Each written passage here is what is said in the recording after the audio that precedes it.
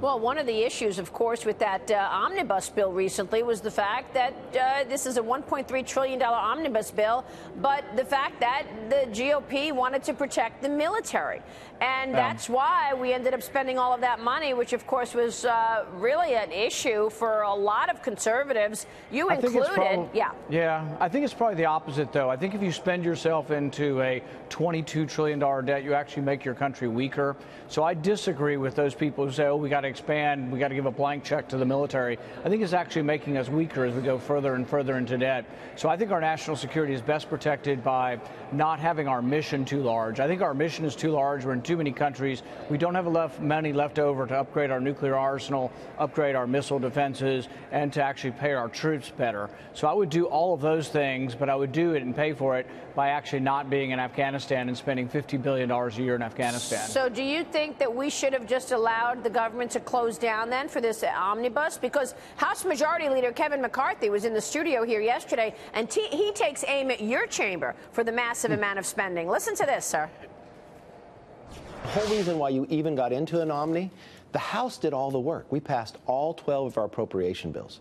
The challenge was the minority in the Senate not voting against an appropriation bill, but voting against to even allow it to come up to be debated. Senator, your reaction? Some true and some untrue. We actually, I don't think, ever filibustered an appropriation bill in the last year. We didn't bring them up, so the Senate did not do its job. The appropriation bills were not brought forward in a timely fashion, one at a time, but I don't believe there was ever a filibuster or a vote against hearing them. As much as I'm against the spending, I typically will vote not to filibuster spending bills and to actually hear the spending bills. So true and not so true what he said.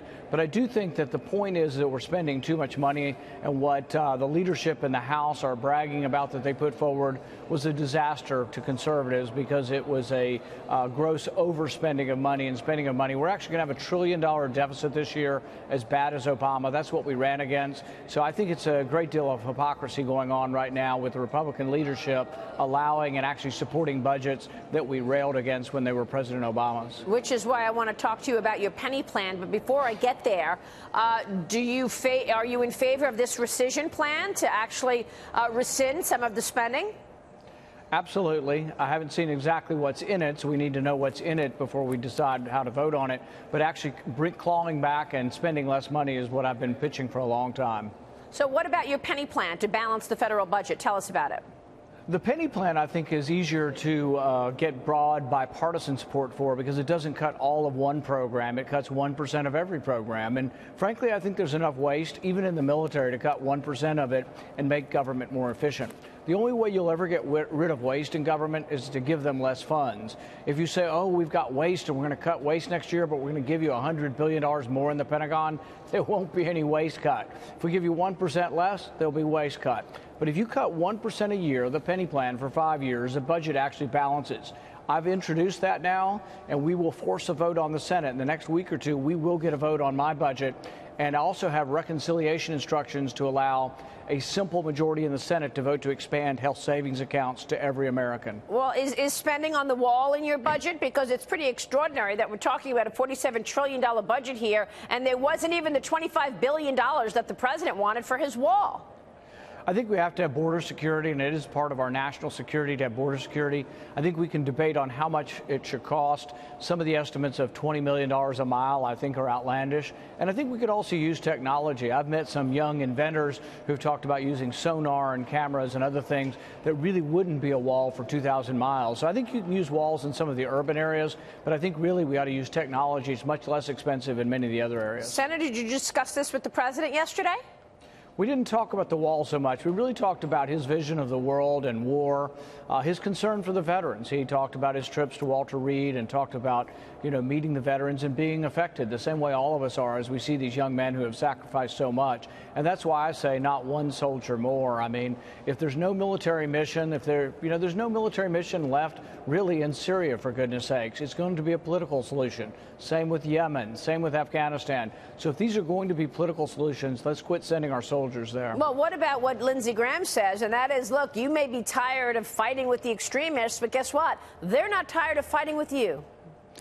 He's been wrong about every foreign policy sort of pronouncement over the last 40 years. He's a neoconservative who really doesn't have concern for the Constitution or the Bill of Rights, but really wants to be at war everywhere. And I think the wars are bankrupting us, and I think sometimes you create more terrorists than you kill. If you want to go to every remote village in Africa and kill a chieftain over there and say, oh, we got somebody from Al-Qaeda, well, you create 10 for every you kill. So I think he's been wrong about most things like this, and I think people would be wise to think through what he's been saying, because it's bankrupting our country and it's a terrible foreign policy. Well, we know that there are a number of programs going bankrupt, like entitlements, like Social Security, like Medicare, like Medicaid. Now we're getting new details about a phase 2 tax cut plan.